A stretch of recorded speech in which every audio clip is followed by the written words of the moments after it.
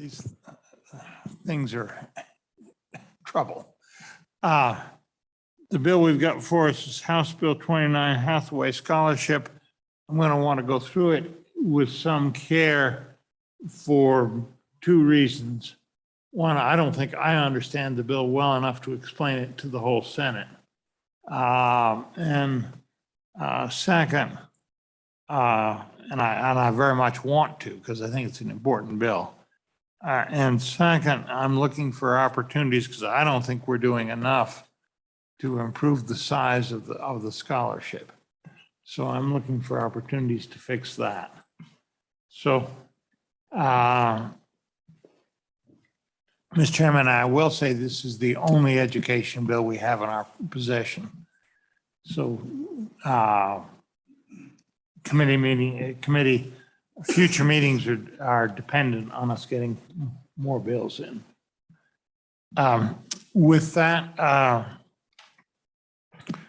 Mr. Wilmarth, will you take us through this and watch out? We're going to ask questions as we go through. You bet, Mr. Chairman. Members of the committee, Matt Wilmarth with the LSO. This is House Bill 29, your Hathaway Scholarship Amendments bill that you worked this interim and sponsored as a joint education interim committee. Big picture, this does 4 primary things. The first of which is combines the Hathaway expenditure account and the Hathaway reserve account. The reason for this is primarily just for efficiency purposes. If you recall from the interim, the expenditure account at the end of each fiscal year is emptied out into the reserve account. And then the scholarship payments to the community colleges in the University of Wyoming start rolling in the fall and then in the winter, which is before investment earnings are deposited within the expenditure account. So after then the fiscal year, when the funds are deposited or transferred to the reserve account from the expenditure account, there's a immediate transfer in August back to the expenditure account from the reserve account to cash flow the expenditure account. So the efficiency on that is to just combine the two accounts into a single account.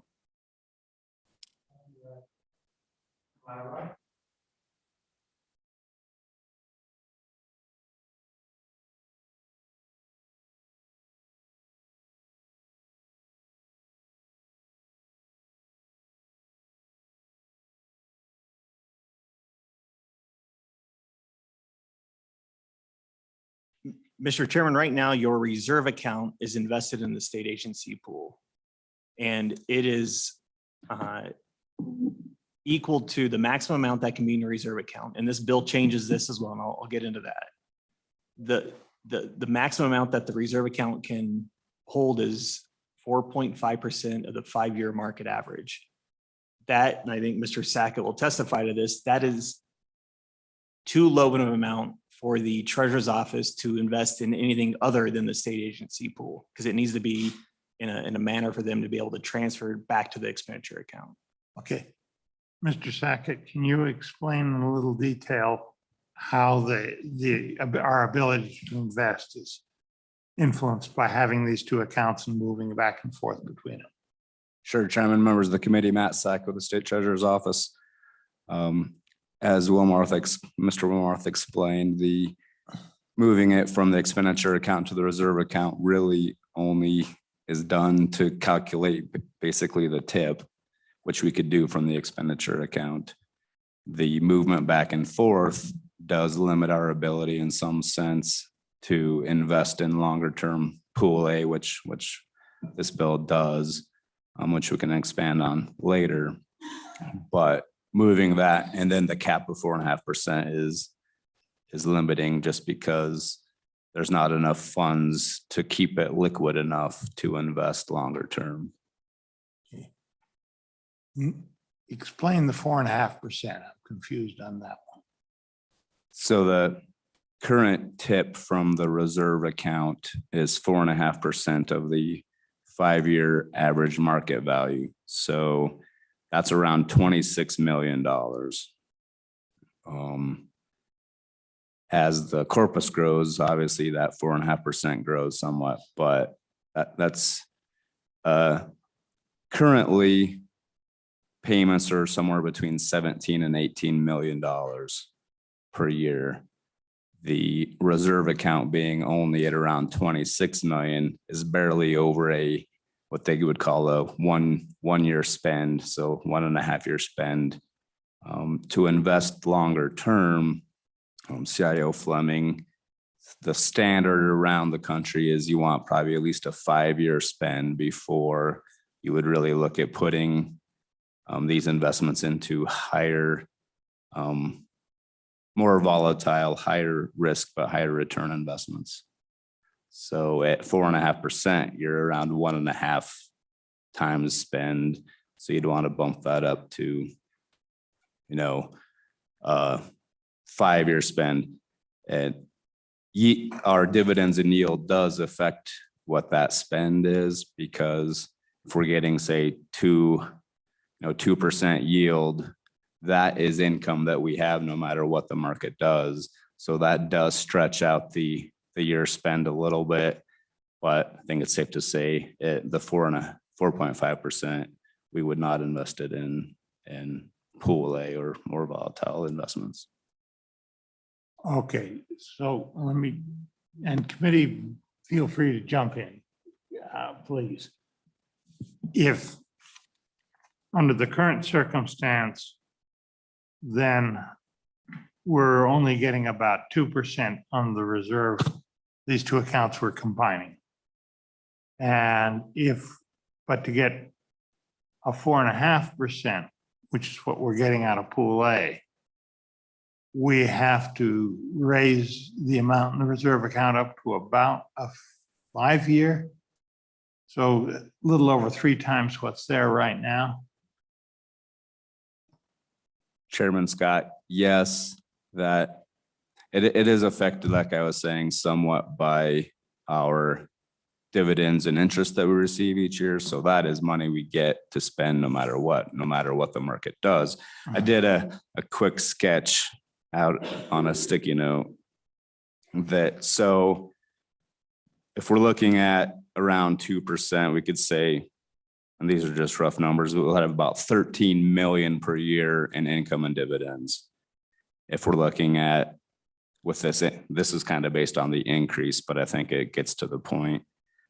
Like say 20 million a year in scholarships, that leaves us with $7 million each year in need, either through capital gains or expenditures out of the, the money still within the expenditure account.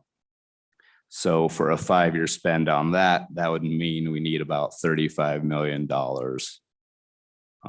in account value before we would start looking at putting money into pool A. So, say $35-40 million is maybe yields go up with current interest rates and those types of things. We would then start looking at putting money into pool A.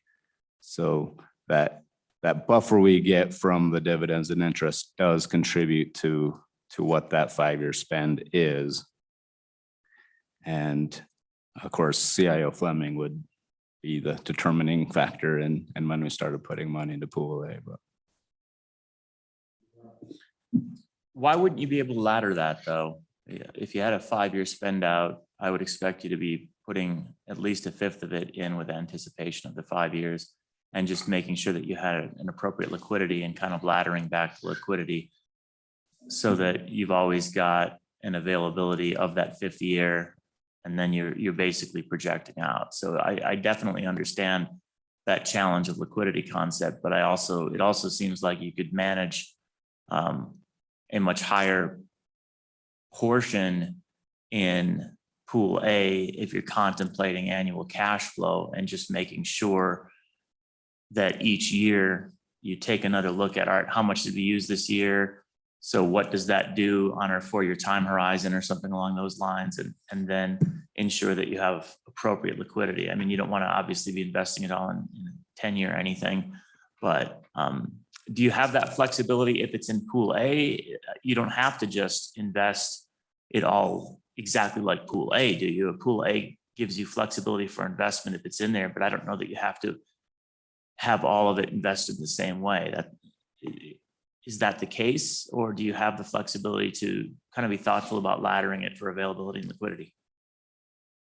Mr. Chairman, Senator Alphas, I think we would have some flexibility. We would have to change our asset allocation potential. And I think they would be thoughtful about how to do that. I think the one potential limiting factor now is the size of the reserve account and the potential Right, for increases in scholarship awards. And, there could be a potential more students accept the Yeah. scholarship if, you increased it by 25% or something. So I think we'd be cautious initially, especially in the next couple of years, Okay, that makes sense. especially with the current interest rate market and world events going on What did the market do today? might affect some of this overall as well. So, but Thank you. Yeah, we're about to get an illustration of why we have reserve accounts. If we combine the reserve account and the expenditure account, as this bill proposes, will that affect one way or the other our ability to use pool A? Mr. Chairman, no, what the bill contemplates is allowing us to move some of the expenditure account into pool A or potentially some other varied investments if once we reached an adequate size, and we could do that either with the reserve or with the expenditure. Removing the reserve account just eliminates us basically moving money from the left pocket to the right pocket and back to the left pocket. Okay, so and that type of idea. it won't change your calculations to whether you can go to pool A or Mr. Chairman, no. not. Okay, that's, I think, important to understand if we present this to the Senate. Okay. Proceed, Matt. I interrupted Nope. you. That's okay. So as we just discussed it, the first concept is combining both the expenditure account and the reserve account, allowing the treasurer's office to invest that single account into pool A. And then there is a increase in the maximum balance of the expenditure account from 4.5% of the 5-year market average to 9% of the 5-year average. What that does is it allows additional funds that would tip to the corpus to fill up your expenditure account up to that 9% threshold. So that's kind of one big concept of what this bill does. It combines the reserve and expenditure account, allows for pool A investment, and increases the threshold or the cap of the expenditure account from 4.5% to 9%. And so to put that in terms of dollars, 4.5% for fiscal year 21 was 26.3 million. If you double that, you're going to get to approximately 50. For fiscal year 22, it's 27 million is that calculation. So it'd be around 55 million rounding. And it increases slightly for the forecast period because the 5-year average. Mhm. So in terms of, what impact is that? It allows you to retain an additional $28 to $30 million in the next 3 to 4 years. Extra, and that enables you to get a higher return on that. Is that return, though, is not as high as you would get within the permanent corpus? Is that correct? Mr. Chairman, initially, I think Mr. Sackett indicated that's correct, but once the treasurer's office feels that the reserve account or the expenditure account, balance is large enough that they can then shift a portion of that balance into pool A, which would offset any opportunity cost between the corpus and pool A, if that makes sense. Okay. Matt, can you have a go at explaining that to me? Mr. Chairman, yeah. Mr. Wilmarth was correct. Once we start putting in pool A, we'll have a chance for better returns. Long-term though, pool A is somewhat more conservative than the permanent mineral trust fund. And, some of the other permanent accounts, they all have similar but somewhat different investment policies. PMTF is, a sovereign wealth fund, permanent fund that is here forever. So that's the fund that acts most truest as a long-term, higher volatility, higher return fund. And from there, we ratchet it down a little bit. Common School Permanent Land Fund is a little more income-based because of its expectation on income and revenue. Pool A similarly is somewhat a step down, I would say, from the risk that we take in the PMTF. But the more we put into, say, Pool A, the closer we are to something like being in the PMTF. And that does diminish at least the opportunity cost of that money being in the expenditure account and not in the corpus.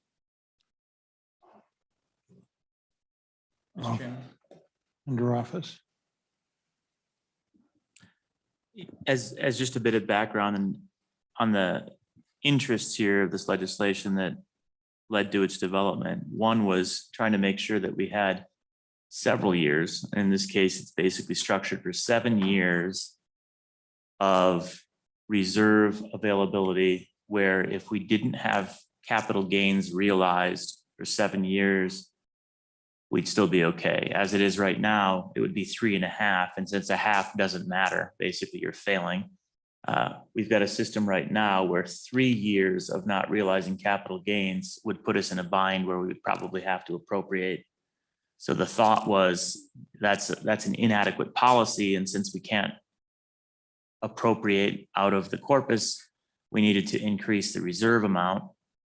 And this then was kind of the concept. 7 years sounds like it's reasonable. We tend to, have over a 7-year period, 8-year period, I think is what it is, where we end up making our traditional average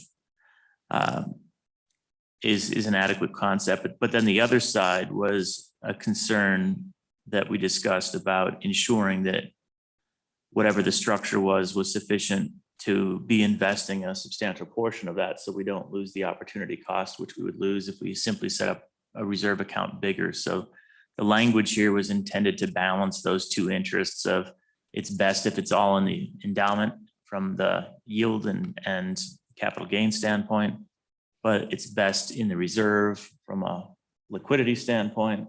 This was trying to thread that needle. And I think it's probably in pretty good shape. Although if we start looking at changing the percentages, we might need to recalculate the percentage and give that some thought so that we can make sure that we've got the right number of years. So it does have some complexity there. Thank you, Mr. Chairman.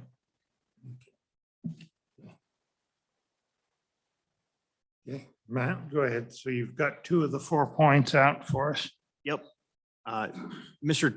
Chairman, the second point here is in terms of your scholarship awards, there is an average of a 5.7% increase to scholarship awards in this bill for all levels. One thing you'll notice in this bill, and when I go through it, I'll highlight this, but recall the university and the Community College Commission requested we calculate an amount on a per semester basis to be divisible by 12. So while it looks like it's a much more robust or substantial change to the awards, we're just breaking out a semester award amount and a total semester award amount, or a per credit hour amount and a per semester amount. But in total, it's a 5.7% increase in the awards. A lot of them on a 12-month basis and like to have it evenly divisible by 12. Mr. Chairman, the credit hour, the 12 credit hours, or uh, 12 credit hours. initially it was a full-time student was 12 credit hours. I think it's actually 15 hours at both the community colleges and university now, but initially the awards were set at a 12 credit hour award amount. And the community college commission and the university requested that the awards be divisible by 12 on a credit hour basis. Mr. Chairman? Yeah. And on that point, we were discussing before the meeting, the fact that the Hathaway had eroded relative to tuition. One concept that I'm not sure if you've fully tracked because it's kind of down in the weeds a little bit, but when you set up Hathaway, once you got to 12 credit hours, you were full-time enrolled, whether this was the colleges or certainly the university. So you could take up to 18 credit hours for the same price as 12. So when That you, was their structure at that. that was the structure at that time. That was the way tuition was calculated. So when you established the Hathaway, you were about 97-ish% of tuition. And then and as we mentioned, I don't think it ever achieved 97% because there was immediately a tuition increase. So it was in the low 90s or something like that, that the honors level Hathaway paid low 90% of tuition and fees for full-time enrollment, which meant anything between 12 and 18. And the standard load for a full-time is 15 credit hours. 8 semesters of 15 credit hours, it's your 120, which is a standard minimum for graduation. So that's where it all calculated it out reasonably well. And if you needed a little bump to get up to 18, you could do that. I'm going to say, I don't know how many years ago that the university changed from that system. It's more than 10 to a per credit hour system. So you pay for every credit hour, regardless. Hathaway, so when Hathaway is calculated now, it's effectively on a 12 credit hour concept basis as the percentage. You can't graduate with any degree in 8 semesters of 12 credit hours. So when you're calculating the fact that we've eroded it, you should probably also calculate an additional 25 or 30% erosion, because you no longer have the opportunity to take 15 credit hours at the minimum as you did before. So in other words, it's even worse. And honestly, there was a tuition study done a few years ago at the university by an independent entity that said that the university should go back to the full-time at 12 through 18 as we had before, that it encourages much better graduation time. It's better for the students, and it doesn't actually significantly affect the bottom line for the university at the end of the game. So that was a recommendation that is in a great report somewhere and has never been followed through upon, but it definitely has led to an erosion of the value of the Hathaway.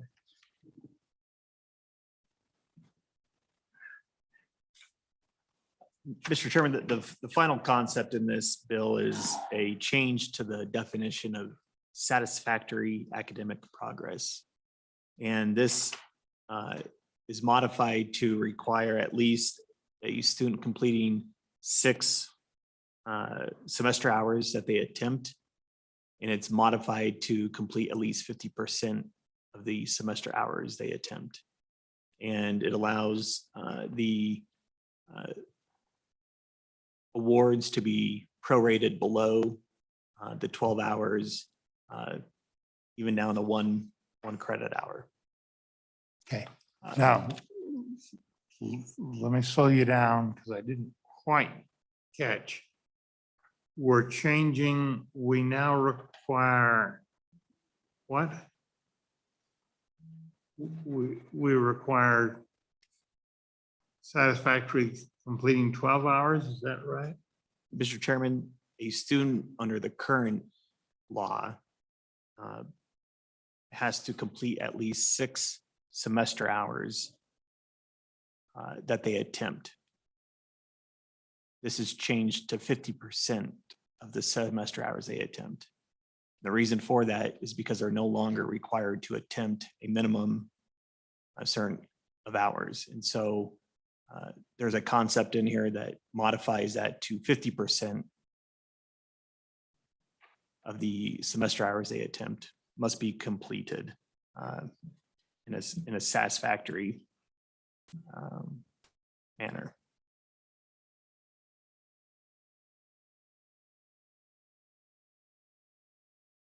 And is it safe to say that it makes it easier for the students to retain their eligibility, but at the same time, the eligibility is limited to 4 years? Is that right? So it's, in some senses, it's financially irrational for the student to do it that way, but sometimes they have to. Is that what's going on? We've got a balancing in there. Mr. Chairman, that's correct. You are correct. Right now, students are eligible for at least 8 semesters. But if they choose to attempt a lower count of semester hours, then they burn a semester. And that could potentially be a disincentive to them. And you'll recall in the interim, we had that legislation that kind of consolidated the funds that didn't get introduced. So with this system, it really is a bad deal for a student to come in less than So that's 12-ish a point hours. the Senate could consider. Yes, potentially. It's complicated though, based on the way the rest of the statute is structured to do anything that works. So I don't know quite what the solution would be, but it's a bad deal since we have it prorated. And I mean, one option would be to take away the pro rata aspect of it and just say you can't get any money back for a semester, if that makes sense. In other words, if you've got your 1680, you can spend up to 1680 in that semester, but if you only took 3 credit hours, for example, 3 credit hours would be less than your 1680. So in this bill, we could just say you don't get the cash back, but we'll pay up to 1680 for tuition in a semester. And 1680 is not the number anymore, but I don't know what it is, what we changed it to. Anyway, that's a possibility, but we can contemplate that. It's really complicated though to mess with those numbers realistically. It's a bit of a challenge, but it is a bad deal for a student under this bill to attempt less than 12 credit hours. And Mr. Chairman, I'm going to have to take it up in a couple minutes, so I will point out one more thing that I was contemplating, just so that it gets discussed when we were talking about satisfactory academic progress, which is again a little bit strange. There's a good reason for us to decrease it from 6, because you can imagine a circumstance where you take 6 credit hours. This is now allowed, and you would have to, under current statute, pass all of those 6.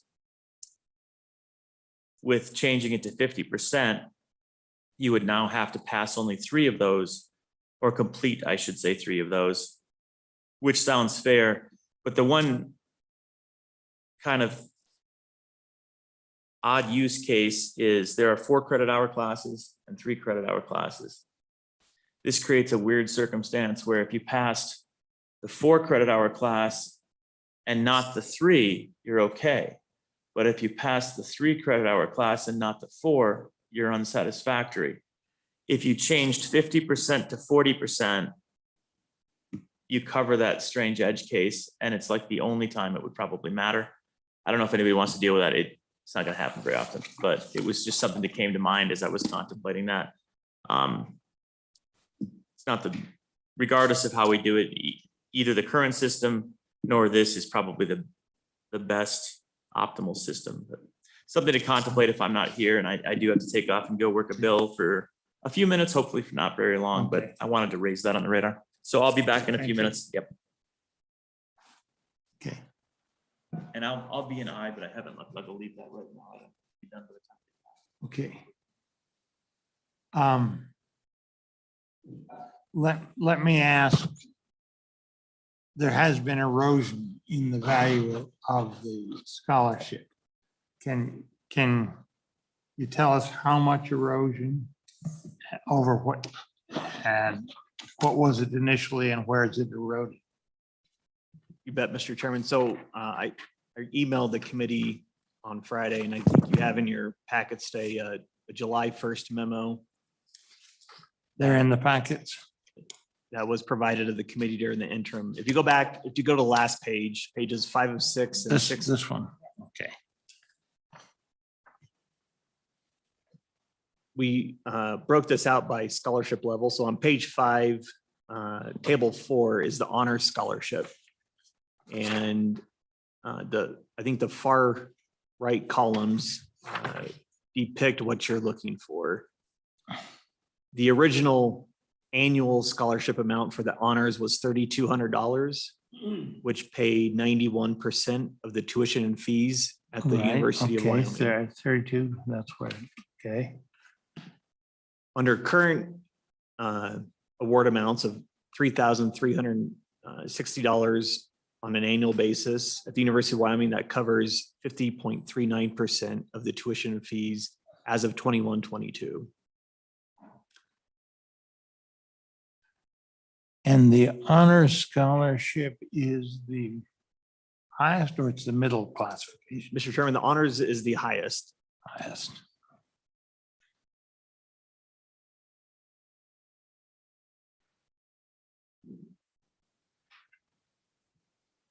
And then the following amounts for the community colleges are in the rows below. So for the honors in the 2006-07 school year paid for a range of 202% to 159.7% of community college tuition fees. Today, that ranges between 69.42% to 77.24%. Now, the community colleges have a uniform per credit hour tuition, do they not? And then different fees? Mr. Chairman, that is correct. So the tuition is set by the commission, and that is standardized across all of the community college districts. Then they have their fees that they can set at their own levels. Okay.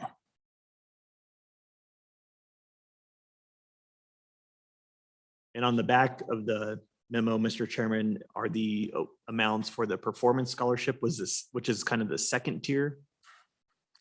And then the opportunity and provisional opportunity, which are the two lowest tiers of the scholarship. And they're showing a similar or even greater erosion, are they not? Mr. Chairman, the performance never fully paid for the University of Wyoming's tuition fees. However, it did pay for more than the tuition fees in 2006-07 at the community colleges. Today, it only pays for about 50% at the community colleges. Now, how much of that, do we know how much of that in general is the university and the colleges raising their tuition? And how much of that is increase in the numbers of students, or are the student numbers, they have increased over time, have they not? Mr. Chairman, are you talking about the number of students enrolled at the university and community colleges, or the number of awards that have been distributed? Well, probably awards. Mr. Chairman, certainly the first year, the awards were much smaller than what they are today. Yeah. I don't know off the top of my head.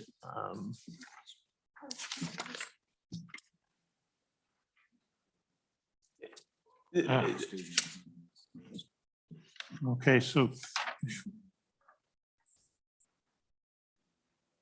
Yeah, okay, so it had an increase at the start. Yeah, thank you, Senator Biteman.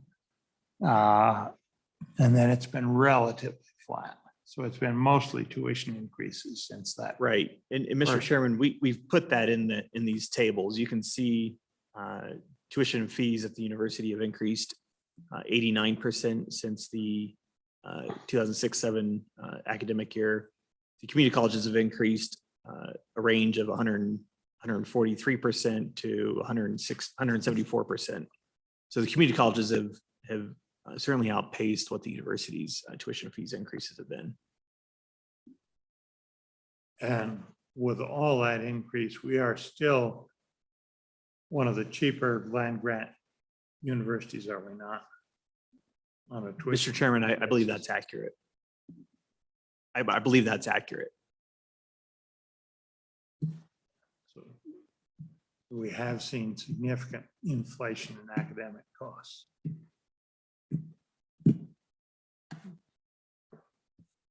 Okay. Mr. Chairman, the other handout I provided you was this chart. I Yeah. think this was a request of the committee on Friday. This shows in the bars, the investment earnings deposited to the expenditure account since the first year of the endowment, and the projections for fiscal years 22 through 2026. The gold solid line illustrates the estimated expenditures for the 22 through 26 years. You can see the actuals on the back end. There have been 2 years in 2016 and 2020 where the investment earnings were lower than the actual expenditures for scholarship awards. Every other year, the investment earnings have exceeded the scholarship awards. And as you can see, the differential between what the projected investment earnings are and what the anticipated expenditures are fairly small. This year, it's about a $1.5 million differential compared between dividends and interest or yield. Out in 2026, the differential is about 500,000. So in years where realized capital gains are achieved, you likely will have not any issue of meeting those scholarship payments. In the light blue shaded bar, that is what a 3.5% yield or total return would be. So under a scenario where your scholarship payments increased 5%, 10%, 15%, or 20%, a 3.5% total return would cover any anticipated scholarship award increases at those levels. Matt, Mr. Chairman. You're out. Thank you, Matt. I just want to make sure I understand some of these numbers too. So with the yellow line about the total payout for students, just kind of looking at like 2011, do we know how many students received it then? Because right now I believe it's about 6,000 graduates that get it. And I'm just wondering if that number stays pretty consistent. Mr. Chairman, Senator Ellis, I'll have to go back to see the total number of students. There in 2011, that'd be 4 cohorts. So we would look at each of the number of cohorts that are being paid. I don't have the number off the top of my head. I'll have to get that for you.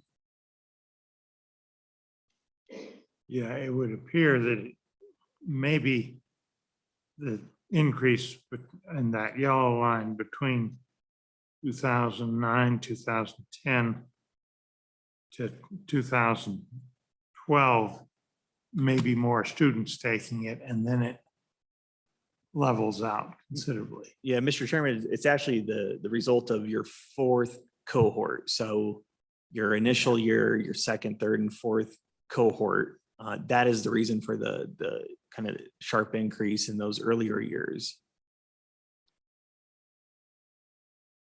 Okay.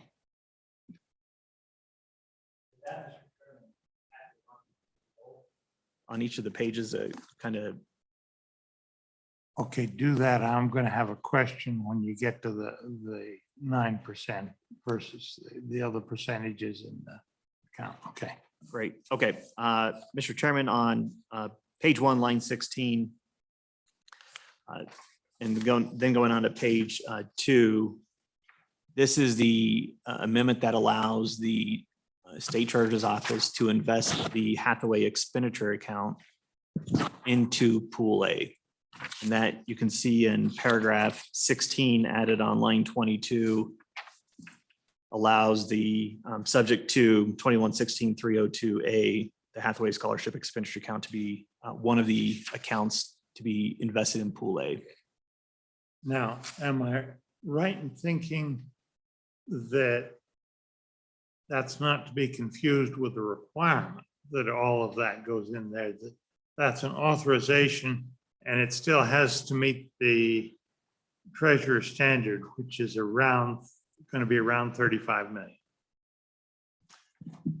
Mr. Chairman, that's correct. And there's some permissive language and I'll point that out on the following amendment.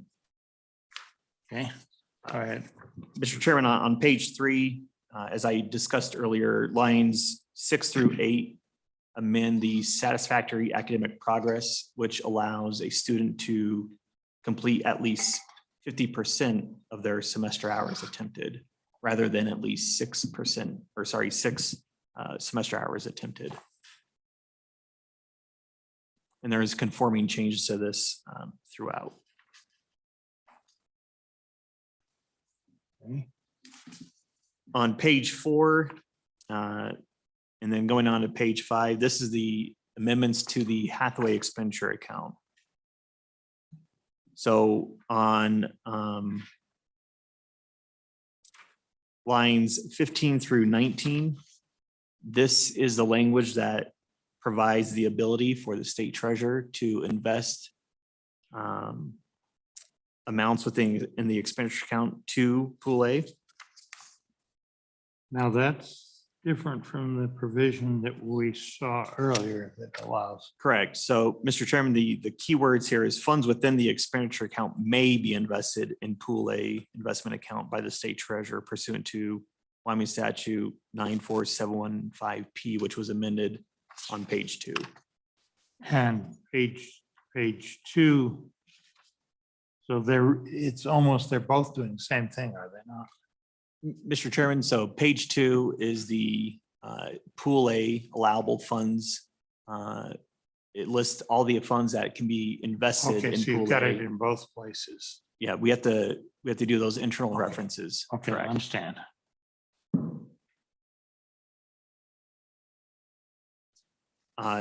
Then also on line 17 through 19, we just add language again, interest and other earnings from amounts within the expenditure account shall be credited to the expenditure account. Meaning, as the expenditure account is invested, those earnings will be retained in the expenditure account. Then on page 5, lines 3 through 16, this gets to your question about the 4.5% or 9%.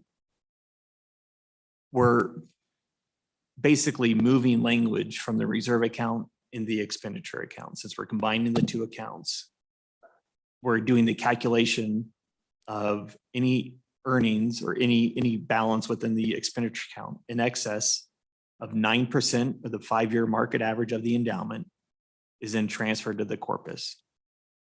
The 9% is on line 8.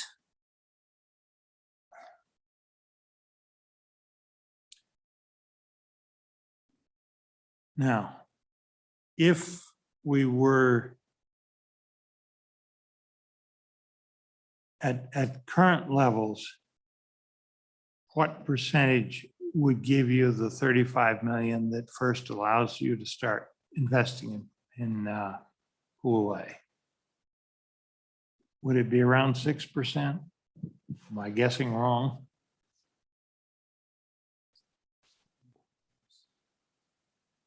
And then be a little more, wouldn't it?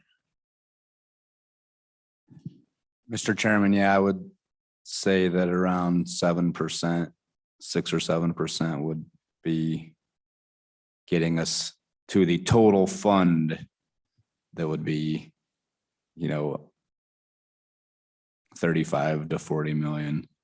But that'd be kind of there wouldn't be any wiggle room. So that's somewhere in the vicinity of when you'd start using Pool A for this. But you're still going to keep out of Pool A the stuff that's under that. So it only affects the stuff that's over that. Is that right? Yes, Mr. Chairman. And like we kind of talked, it would depend kind of on, our yield expectations. But if you're at, 6%, the amount that we would put into pool A when it got to that point would not be very much, I guess, it might not be worth the effort to put in anything into pool A if we're putting a couple $1 million or something.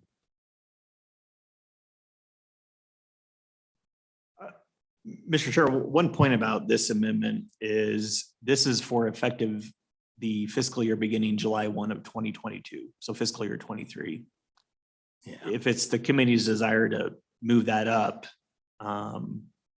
we would have to make this amendment effective immediately. So if you wanted to allow the ability for any potential Yeah. amounts that would tip into the corpus this fiscal year, if you want to retain those to get you up closer to the 9%, you would want to make this effective immediately. I just point that out from an operational standpoint. Yeah, so it's not just the length of time that something might be invested in pool A, it also affects the tip at the end of the year. Mr. Chairman, that's correct. So this And that tip bill, occurs just before the long-term capital gains comes into the account. Mr. Chairman, it's all inclusive. So the treasurer's office receives total investment earnings, whether it's just interest and dividends or realized capital gains. That total investment earnings is added to the current balance of the expenditure account. And if that exceeds 4.5% or 9%, whatever the threshold is, then that is what tips. And it's at the end of the fiscal year. But I just point that out from an operational standpoint that this is prospectively for fiscal year 23 and beyond. So you have this period of fiscal year 22 where you potentially could retain any income that would tip to the corpus, or you just allow it to tip. I just want to point that out. Mr. Chairman? Mr. Chairman, I don't know if it's appropriate to ask if the House contemplated that when they worked this bill, or if this is kind of a new. Mr. Chairman and Senator Ellis, I listened to the discussions in the House committee and on the floor. That did not come up. And I'll point out another provision that they didn't really take a stand on. If we were to reduce the 9% to say 7% or 6%, that would on a one-time would it be on a one-time basis, or would it be permanent? It would allow us to increase the awards, would it not? But we'd have to do both in order to have an effect. Mr. Chairman, it has no bearing on your award amount. What it would do is allow you to retain, if you make it effective immediately, allows you to retain those funds and not hit the corpus. And what it does is allows you to potentially, in years where your investment earnings don't meet your expenditures, to pay those out at a longer time period.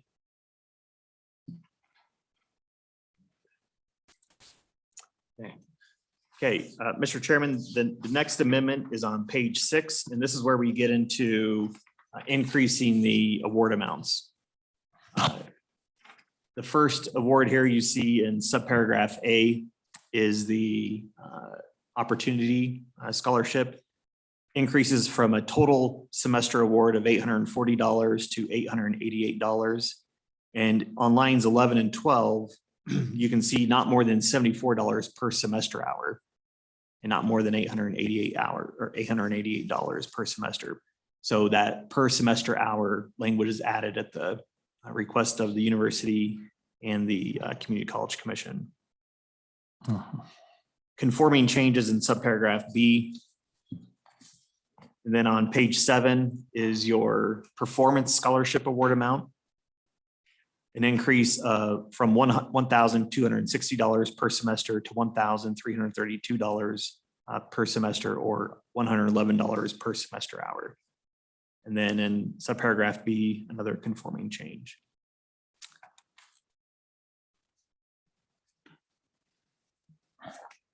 And then on page 8 is your honors scholarship award.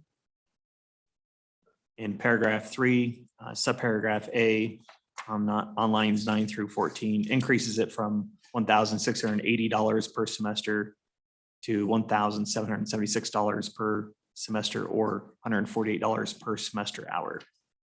And then again, subparagraph B has that same conforming change. On page 9 is the provisional opportunity scholarship. This is the same total award as your opportunity scholarship. On page 9, lines 19 through 23 is that change as well, from $840 per semester to $888 per semester. And again, this is a 5.7% increase in total. On page 10, going on to page 11 is the, Excuse me, just a second. Yep. That's the same as the one on page, page 6, lines 10 through 14. The provisional and the opportunity are the same award levels. There are just, the provisional opportunity has to be used first at the community colleges. It cannot be used first at the university. Page 10, then going on to line 11 or page 11 is the needs-based scholarship. The minimum or the maximum amount for non-honors scholarships that can be paid out is $1,655, less the first $2,000 of a student's unmet financial need. And then the subparagraph C is amended to that the minimum amount or the maximum amount was the $1,655. The minimum amount is increased from $105 to $110 per semester. And then the amendment on page 11, then going on to page 12 is just a conforming change. You can see we struck out reserve account on line 3 on page 12, since we repealed that account. Section 2, these are the repealers. Wyoming statute 2116-302B, subsection B is the reserve account. This is on page 12. you're going one step too fast for me. Page, okay, B is, what's that? B is the reserve account. So 2116-1302B is the reserve account. Uh-huh. And then 2116-1309B 1 through 3 are references when the reserve account and expenditure account have to interact with one another. Since we are combining the two accounts, we no longer need those 3 paragraphs.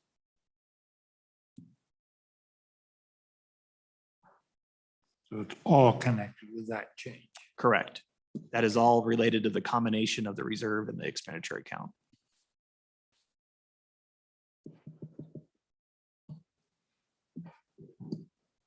Section 3 commands the state auditor to transfer all the unencumbered, unobligated funds in the reserve account to the expenditure account.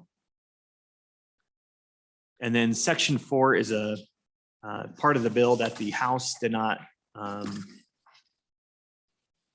amend or change. If you recall, during the committee during the interim, the committee put kind of placeholders of $1,000 for 2 transfers to the corpus from the general fund of $1,000 each. Those are still sitting there.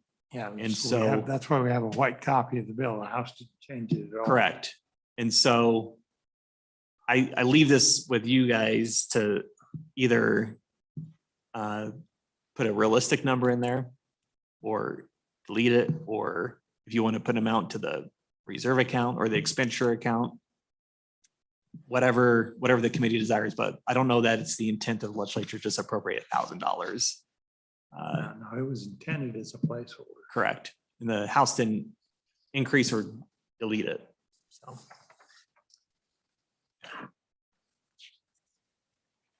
Question I have for you, suppose we were to say, look, we've gone from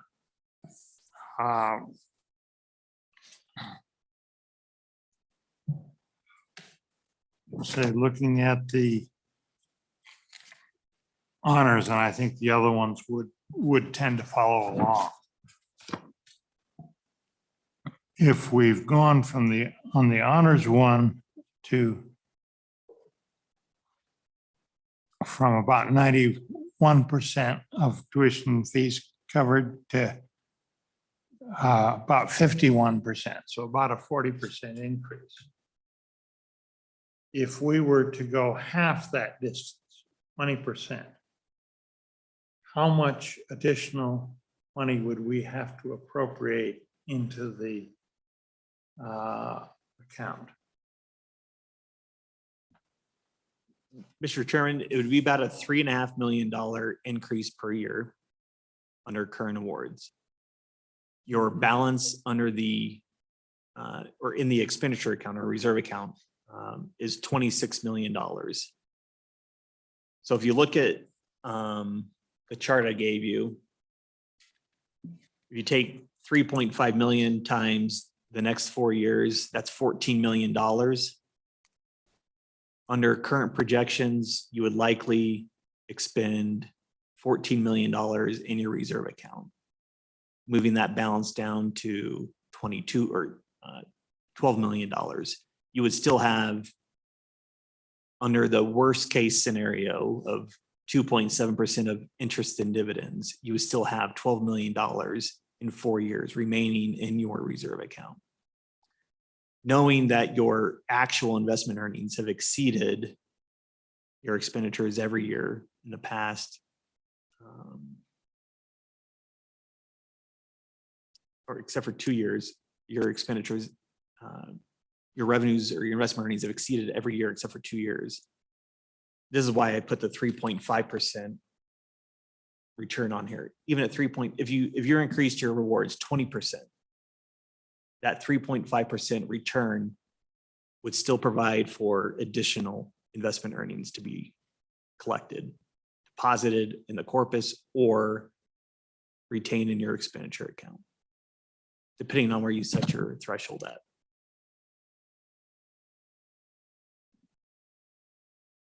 So what you're, maybe here's. Yeah, so what I'm saying is we project only interest and dividends. And so under that scenario, you would draw down your reserve account or your expenditure account if this bill were to be enacted by $12 million or $14 million. That'll leave you $12 million still in your expenditure account. At the end of 4 years. At the end of 4 years. And that is assuming you have no realized capital gains.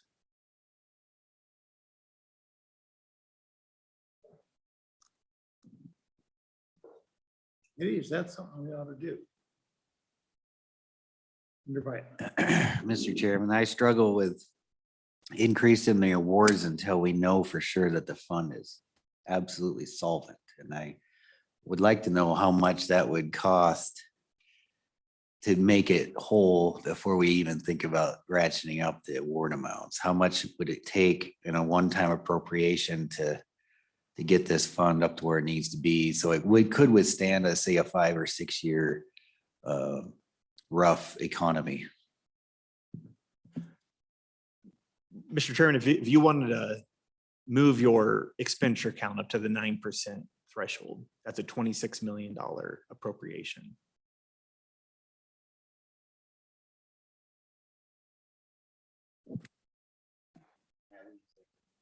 Excuse me, follow, Mr. Chairman.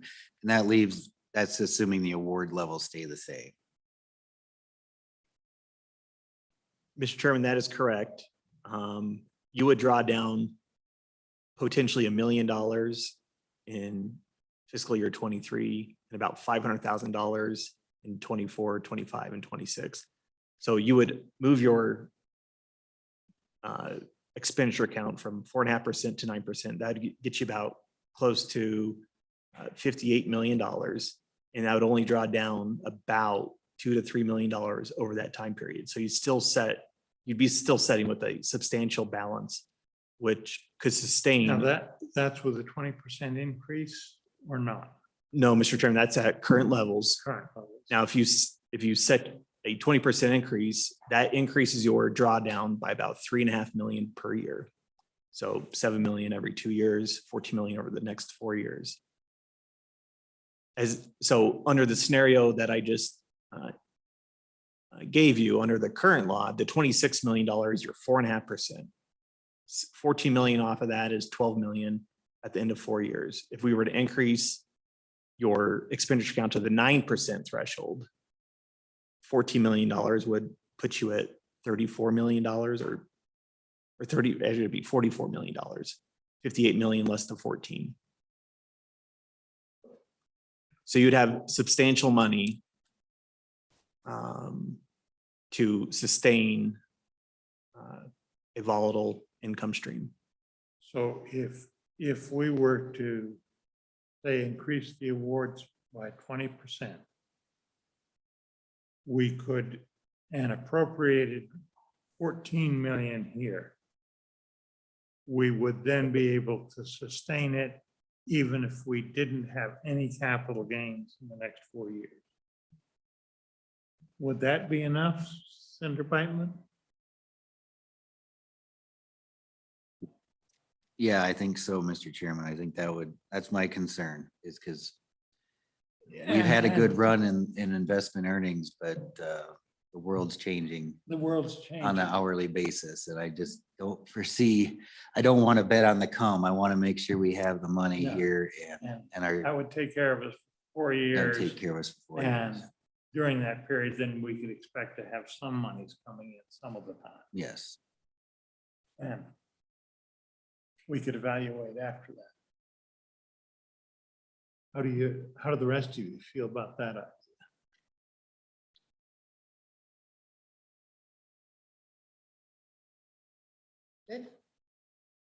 Good.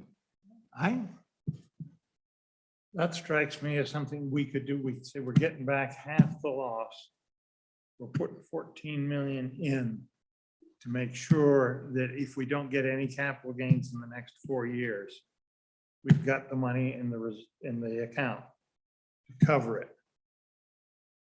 And that 14 million would go into not the corpus, but into the expenditure account, right? That's the one that's still there. Correct, Mr. Chairman. And if you were to do this effective July 1 of 2022, we would have no issue of tipping. So we put it same effective date.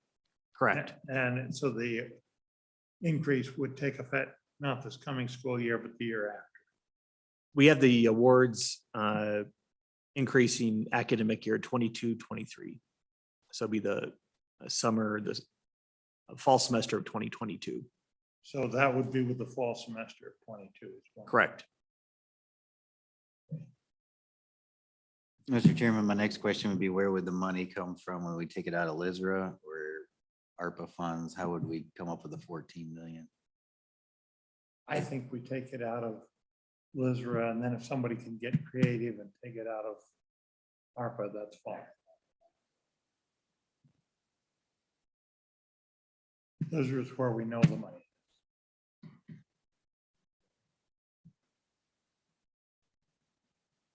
Biddy, is that general?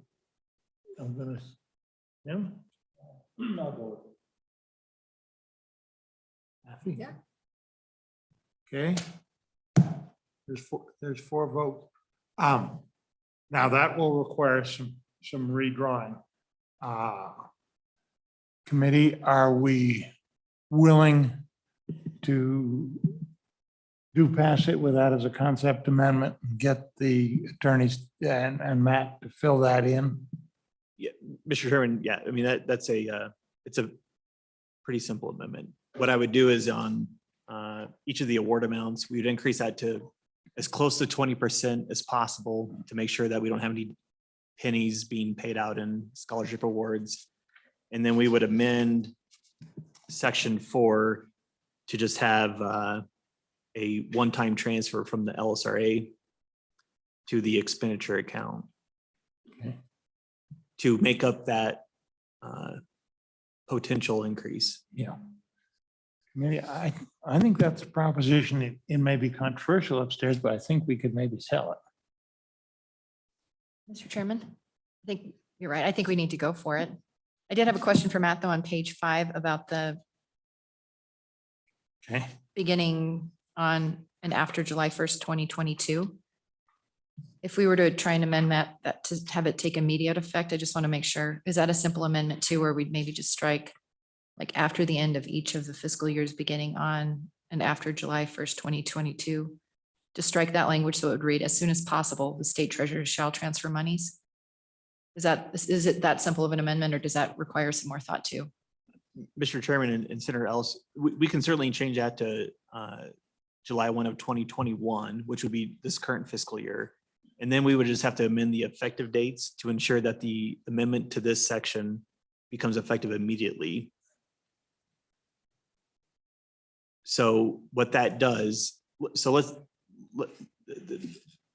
and I pointed this out, let's just say this year we have investment earnings that are $2 million above what your expenditures are. It is potential that $1 million would tip to the corpus because the current threshold is 4.5%.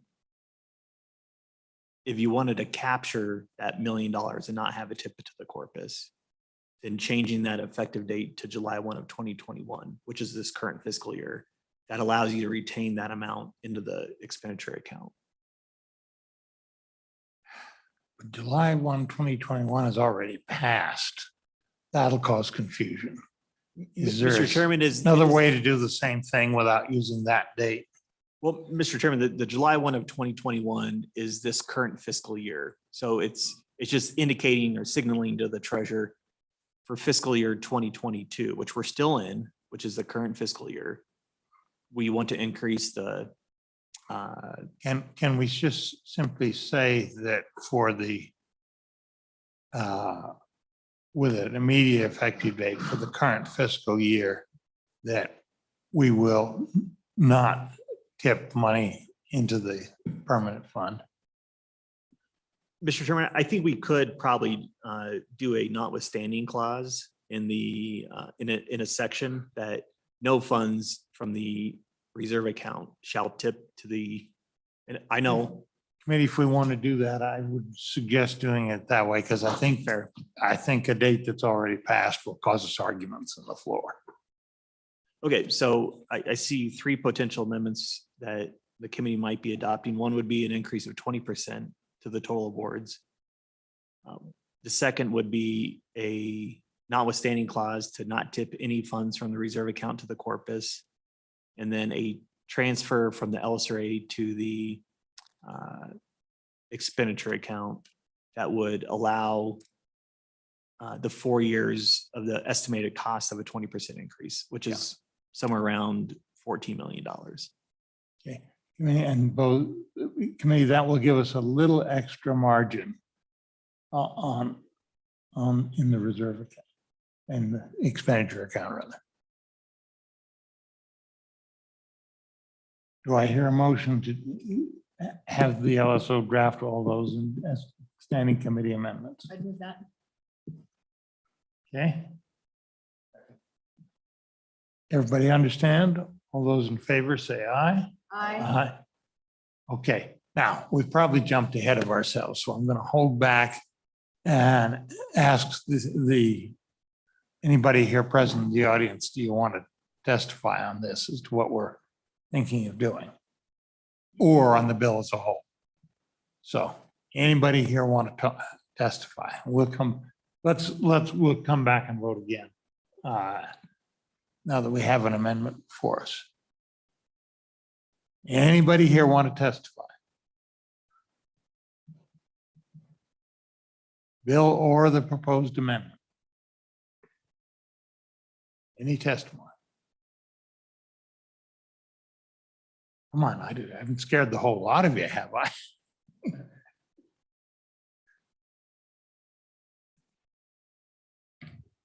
Good morning, Mr. Chairman. Lisa Johnson, representing Wyoming Association for Career and Technical Education. I just want to briefly go on the record in support of the bill. And one of the issues that we're pleased to see in the bill is changing the satisfactory academic progress to 50% of the courses enrolled. And that comes as a benefit to students who are taking an apprenticeship. So it isn't a disadvantage to them to be able to take a small number of courses. So an example, a student enrolled in the apprenticeship program at Casper College could be working full-time in on-the-job training. So they are full-time in training, but they're taking 9 credit hours through the community college. And so that's an example of where this would definitely be a benefit. And as we understand, the apprenticeship programs offered through the community colleges around the state have a varying number of course credits that are required, and they're often less than 12 hours. Okay, so that's a place, even though it might be irrational for a full-time student to take that, it would make a lot of sense in that case. Yes, sir. Mr. Chairman? Andreas. Thank you. Along those lines, Senator Rothfuss isn't here. I thought I'd ask, and what would you think about his concept of changing that to 40%? I think the optics of that look bad, but his point's well taken if you're taking, a 3-hour class versus a 4-hour class and that scenario. Are you as concerned as he is, or are you fine with the 50%? Mr. Chairman, Senator Ellis, I don't think we have a concern about the percentage. Okay. Okay, thank you. Thank That you. was very useful testimony. Thank you. Committee, anything? Okay, anybody else? Anybody else? Anybody else? Okay, close. Okay. Okay, everybody content with the amendment we passed? Okay, are we ready for a motion on the bill? Okay, we're missing Senator Rothfuss. We'll hold it open for his vote and tell him. Senator what we've done. Rothfuss left his vote, sir. Okay. We will brief him and give him an opportunity to change, because we did something radical or more radical than I think we were expecting to. So, okay. Motion is it's on the bill itself. Motion is due pass amended. Call the roll, please. Senator Beitman. Senator Ellis. Senator Rothfuss. Excused, he left his vote of aye for amended. You'll check with him and make sure that's what he wishes. Senator Salazar. Senator Scott. Aye. And that would be 4 ayes and a discussion with Senator Rothfuss. Yeah, Do my, pass. my guess is it's going to be 5 ayes. Do pass on House Bill 29. Okay. Okay, thank you. Committee, thank you, because I think I was grasping for something, and I think with y'all's help, we've come up with something that I think will do considerable good, and I think we might be able to sell.